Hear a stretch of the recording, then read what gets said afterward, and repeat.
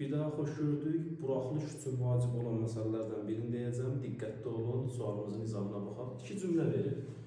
Məktəbin direktoru Əli müəllim gəldi. Məktəbin təhsil ocağının direktoru gəldi. Yadda saxlayın. Söz birləşməsinin, bax bu söz birləşməsidir.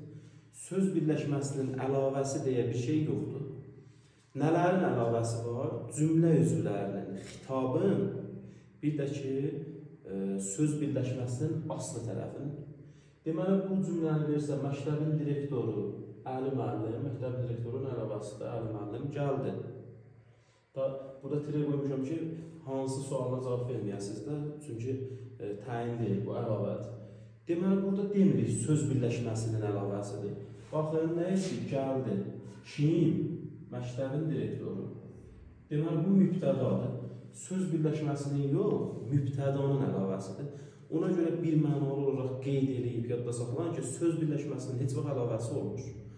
Söz birləşməsi hansı cümlə üzvün ifadə edibsə, hansı cümlə üzvünün ifadə vasitəsidirsə, həmin cümlə üzvünün əlavəsidir. Amma ikinci cümləmizə baxın. Nə etdi? Gəldi, kim? Məktəbin direktoru. Deməli, burada məktəbin sözünün əlavəsi kimi verilib təhsil ocağının. Buna artıq deyirik. Söz birləşməsinin asılı tərəfinin, yəni birinci tərəfin, asılı tərəfin əlavəsi.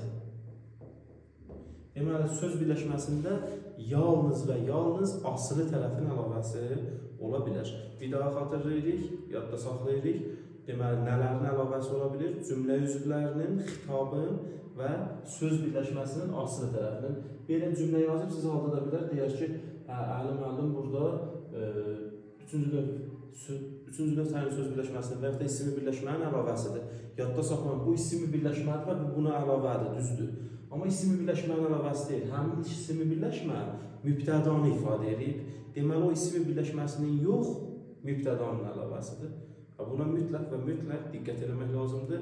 Hədsiz dərəcədə çox səhvliklər olub bundan bağlı. Diqqətinizə görə sağ olun.